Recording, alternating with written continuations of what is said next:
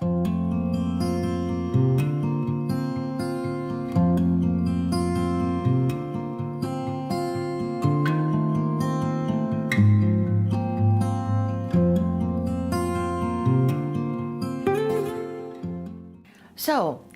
what are Taiwanese clients like? You know, how are they different from, because you've also designed, you know, for, you know, when you were in those other countries. So your work can be seen all over the world in different cities and all that. But what is it like working with Taiwanese clients? So, yes, that's a very interesting question. I had a lot of struggles when I opened my firm. I opened the firm at age 30, and I had about 5 to 8 years of actual experience overseas. But when I opened the firm, I had a lot of difficulties in communicating with my clients because, like I said earlier, I think clients in Asia tend to think architecture in a different value sets. They think architecture are more commercialized and almost like a package, and less than a timeless and a forever architecture.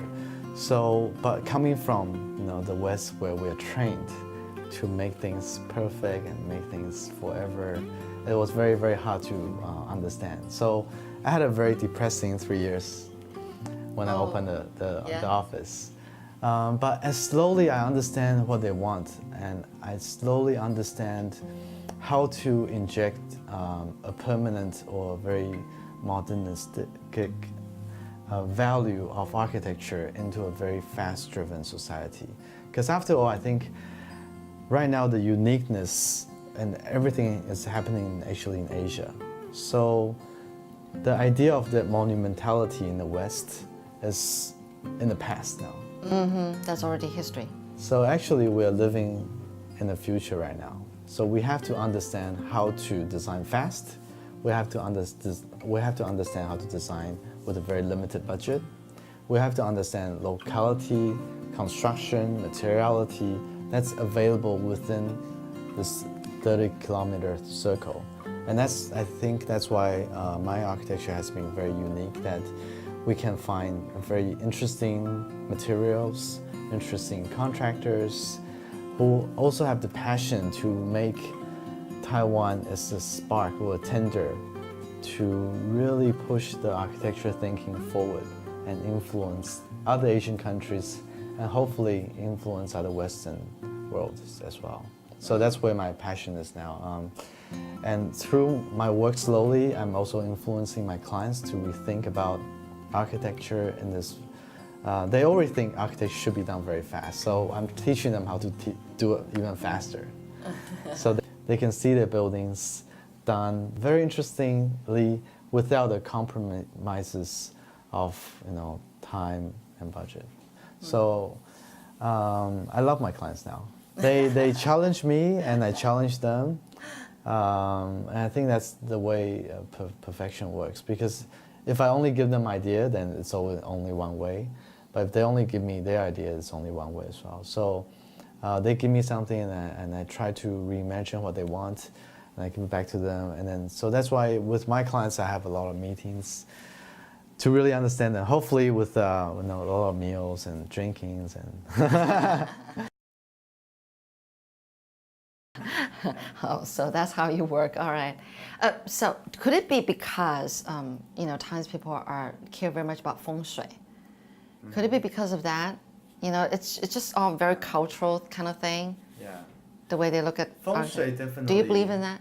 Fengshui, definitely. We look into it. I mean, having your practice in Taiwan, you have to look at fengshui. Yeah. And many design change because of fengshui, so it's not very difficult. There isn't much flexibility, is that right? We try to allow every constraint to be creative constraints, or we think about them as creative constraints. Can that be hard? No, like for example, this project, the List Baby's Cupcakery. Oh, yes. We wanted to have the display window where they put the cream on right on the outside, so every people who walk by it, they can see the funness. But the feng shui master said no, they want to put the money right on the outside, so everybody can see the king action. So then we had to pull back all the the cream making and the sugar making to the bags, and so that's how we came up with this concept. So the purity of foam then jumps out more than the cream itself, and more than the other things that's distracting the design. So it actually turned out very well, and all the projects are like this. We take it more as a creative constraint. Well, thanks to your flexibility, that's where your professionalism comes in. That's why. Yeah, maybe. Hope so. So yeah, feng shui definitely is a fun part for us to learn as well. So the first 3 years was kind of hard when you started this company, but now you're enjoying it. What changed? What do you think changed? Make you change your perspective about how you look at your own business now? So I'm doing a PhD now through RMIT. When are you going to stop studying? And so when I was presenting, all the teachers said, "Why do you look so sad? Why are you so pessimistic about your own practice and your own career? If you don't like it, then don't do it." And then so I really look at why I was so sad and about what I do every day. And it turned out, yes, the developer and the pressure of these traditional thinkings in Taiwan really got me really down. But I carry on my study and I realized this is the advantage of being in Taiwan, that the pace of design and the budget constraints actually allow for another creative outlet. And so if I took that into account, I'm starting to love this speed. I'm starting to love this materiality and budget. So, for example, my colleagues in Ireland or Melbourne, they can only do 2 projects a year, okay? And we can do 60 projects a year. So imagine we can test so many creative concepts. We can test this idea, we can test that idea, and becomes a very fun. Every day it's becoming very fun. Of course, it's different thinking with the 2 projects they do in the West, in Ireland or Melbourne. I'm not saying everyone, I'm saying some of my colleagues. They can look into details much more, whereas my practice we look at concepts much more. So we can have a lot of fun in every day, just having a pen and trying to think about different things all the time. And so that's how I get over, and so now it's become very exhilarating to be in this industry in Taiwan. I'm seeing someone here who really knows how to enjoy life, because I understand you really try to keep yourself busy. You're still working on a PhD, but you're also teaching. Yeah. You're still teaching architecture, right? Yeah. And I'm also at Fengshui. Right now I'm teaching. Oh, right, at Fengshui University in Taichung. Wow, so you travel every week to Taichung? I also teach at Danjiang and then Taikada. Okay. And that's northern Taipei. Oh, okay. Wow, you really have to keep yourself busy.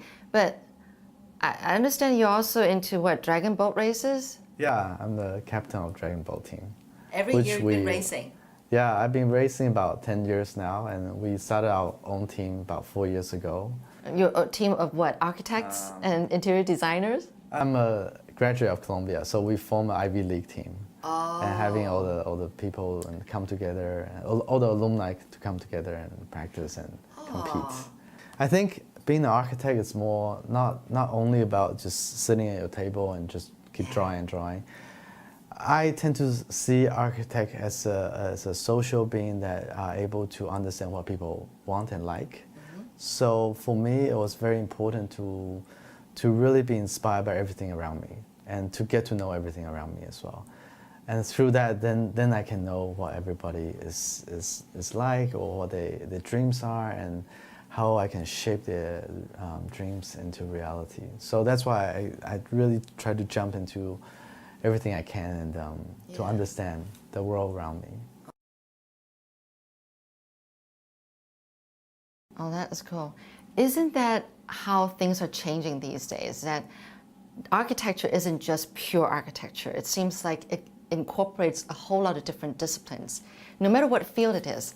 Don't you think that's how times are changing now? Because you just mentioned how you just need to, you can't just be sitting at your desk and just drawing and just, you know, designing all the time. Yeah. You need to get out there and meeting people and see what they're thinking, because now it's like everything involves multidiscipline to make it better, to make it more lively. You kind of like borrow everybody's brains, you know, to come up with different ideas, right? Because architecture eventually was about all the programming coming together, but also it's about ecology, it's also about structures, it's also about sheltering people from the environment. And for example, programming, you have to understand about movie theaters, you have to understand about residentials, hotels, cafes, restaurants. So unless you experience and understand what people think about all these spaces, all about environments, all about structures, and then after you understand it, you put everything together and you form. You come with something totally new, nobody has thought of, right? So architecture, if you want to be a good architect, you really have to just absorb everything, and then trying to pick up the things that you really love or you see people really love, and then you form that into a space. Cool. So you have time to work out? Since you're, you know, dragon boat. Oh, when it gets close to dragon boating, then you start working out. Yeah. Everyone's welcome to join my dragon boat team. You don't have to be like really fit. No, I'm not very fit. So, fit. well, all I do is shout. Hey, hurry up. Oh, you're the person who shouts and they hit the drum. I'm the captain. So if you're a good drummer, then you can increase about 13% of the speed. Because you can direct people, you can see what's not right and what's wrong. So you guys really raced to win. Have you guys won? We came pretty close, 12. 12? Okay. Out of 200 teams, so that was pretty good. That's very good. Okay. All right. Yeah, but we race to have fun, not only have to win, because everyone's working, so it's more of a social sports where 20 people or 21 people can come together. And without limitation, if people are paddling together, then the boat will go very fast. So it's like the design team, everybody faces the same direction, and design will be changed. Right, that's how it works. Yeah. So where do you want to go from here? You're married, you've got family, you've got 3 kids. What's your dream? I mean, looks like, you know, JC architecture is doing well, but how far, what's the next step? Well, my dream is to help other people who don't have this dream. Okay. So that's why there's the scholarship program, right? Yeah, I understand from me traveling since age of 10 and then coming back to Taiwan 2018, I understand the idea and the importance of traveling if you want to be a designer.